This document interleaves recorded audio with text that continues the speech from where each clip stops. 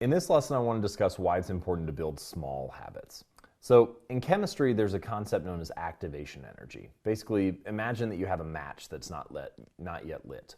And if I just hold that match, nothing happens. But if I apply some energy to it, if I strike it against the side of the box, then the match goes from unlit to lit, fire sparks. But it only happens because of that energy that I provided, and that's called activation energy. It's the energy required to activate a reaction, to cause something to occur. Well, our habits are the same way. They have activation energies associated with them. But here's the thing, the bigger the habit, the bigger the activation energy. So for example, if you have a habit of wanting to do 100 push-ups a day, the activation energy for that might be quite high. If you have a habit of wanting to do 10 push-ups a day, the activation energy is much lower. And if you decide to just do one push-up each day, then the activation energy is very minimal. You could probably hop down and try to do one push-up just right now.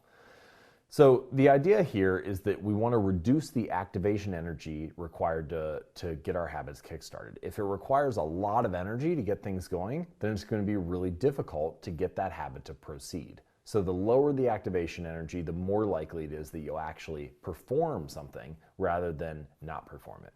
Now, the way to think about this is by making your habits simpler. The way to lower the activation energy of any given habit is to make the habit simpler to perform.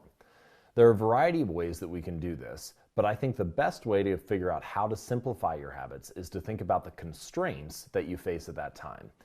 And there's a great quote from Stanford psychologist B.J. Fogg about simplicity and habits. I'm going to read it to you now. So Fogg says, "Simplicity is a function of your scarcest resource at that moment.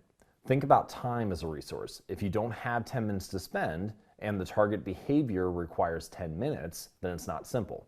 Money is another resource. If you don't have $1 and the behavior requires $1, then it's not simple." So this idea, this concept that whatever the behavior requires and whatever your most constrained resource is, that determines simplicity. So if the behavior requires money and you don't have money, then the behavior is not simple. If the behavior requires you to drive to the gym and you don't have a car to drive to the gym, then the behavior is not simple. So figure out how to either get around that workaround. So how can you perform the habit without money or without driving to the gym? Or figure out how to overcome that constraint for that given habit. So what I'd like you to do is to click on the worksheet below, and I want you to just list out what are the constraints that you face when it comes to building the habit that you want to build. What are the different barriers that you're looking at that prevent the habit from being simple? And then in the second box, I want you to try to think of at least 3 ways that you could simplify your habit and overcome those constraints. Go ahead and do that now, and I'll see you in the next lesson.